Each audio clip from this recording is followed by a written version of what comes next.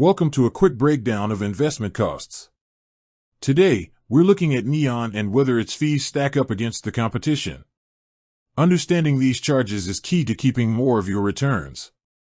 Neon, particularly in the Swiss market, generally positions itself as a low-cost, transparent option, especially for smaller and newer investors. A major advantage for them is the lack of custody fees and no currency exchange fee for buying international stocks, as all trades are processed in CHF on the BX Swiss exchange. Many traditional or competing Swiss brokers charge significant custody fees or high currency conversion markups. However, the cost structure isn't entirely simple. Neon charges a percentage-based trading fee, $0.5% for ETFs and Swiss stocks, and $1.0% for international stocks, plus the mandatory Swiss stamp duty.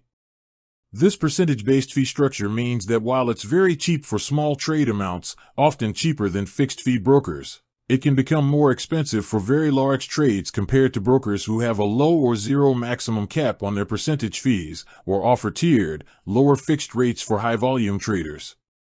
When directly comparing Neon to competitors like Swissquote, Neon is often significantly cheaper for small to medium portfolios and transactions due to the lack of custody fees and the free e-tax statements.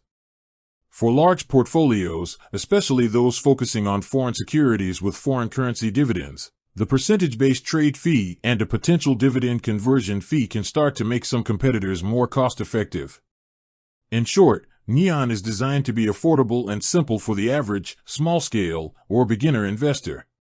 It's inexpensive because it eliminates many common fees, but its percentage model means it may not be the cheapest option for investors making very large single trades.